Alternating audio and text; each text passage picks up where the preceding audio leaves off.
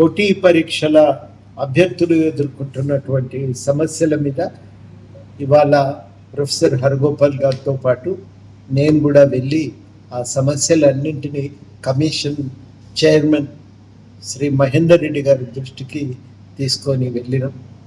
మహేందర్ రెడ్డి గారు అన్ని విషయాలపైన మేము మాట్లాడినవి చాలా సీరియస్గా విన్నారు.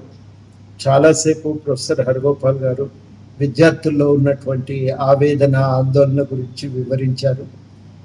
పోస్టులు మళ్ళీ వస్తాయో రావో అనే భయం ఒకవైపు, తర్వాతనేమో ఇప్పుడు ఉన్న పరిస్థితుల్లో తమ పరీక్ష రాయటానికి ఎదుర్కొంటున్న ఇబ్బందుల గురించి వివరించి మరి సమస్యలకు పరిష్కారం అడిగారు.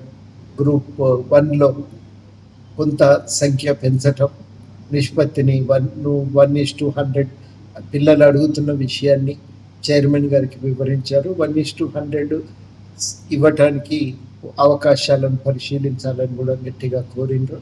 వారితో పాటు నేను కూడా ఈ విషయాలపై మాట్లాడినా, వారికి చైర్మన్ గారికి వివరించడం జరిగింది. ఈ 2 పరీక్షలను కొంత వాయిదా వేసి మధ్యాహ్న వ్యవధి ఉండేటట్టు చూడగలిగితే అప్పుడు పిల్లలకు న్యాయం జరుగుతుందనే మాట మేము స్పష్టంగా చెప్పినాం.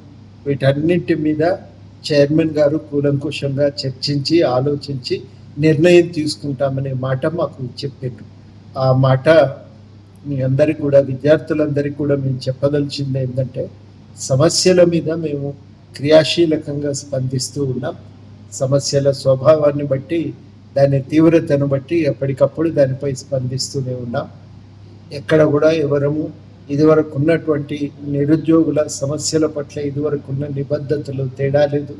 తప్పకుండా ఆ విషయాలపై మా వంతుగా మాకు తోచిన కృషి పరిష్కారానికి, నిరుద్యోగుల సమస్యల పరిష్కారానికి మాకు తోచిన కృషి మేము చేస్తూనే ఉన్నాం. తప్పకుండా మా వంతుగా మా బాధ్యతను నిర్వర్తిస్తామని కూడా ఈ సందర్భంగా హామీ ఇస్తున్నాం.